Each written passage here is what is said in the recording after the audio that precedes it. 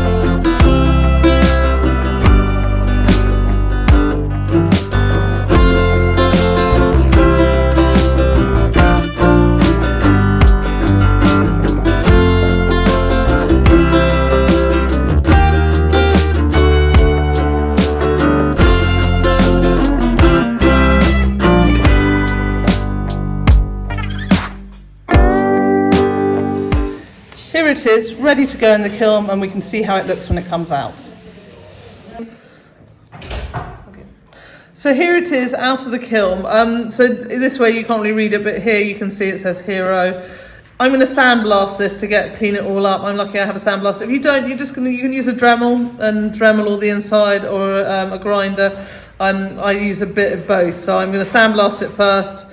Then I will have a look at it and clean up the edges. And then I normally sandblast it again, because sometimes using a grinder can leave a scuzzy edge, and actually the sandblaster leaves a nicer edge, particularly when it's then being tack fused. So I'm going to do that so then it can go back in for a nice fire polish. So that's what I'm going to do now. So this is ready to now, it's been cleaned up. We've given it 2 sandblasts, kind of gone in and cleaned. I use my Taurus saw just to kind of go in the gaps and clean it up, and my grinder.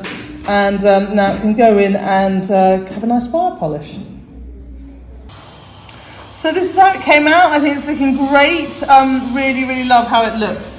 What I want to do is, I thought if you mount it in a frame in a kind of interesting way, so that it's sort of popping out the frame. So what we're going to do is we'll probably cut a piece of float glass to fit the frame, and then we're going to put, or we might do float, or we might do actually just a piece of white board.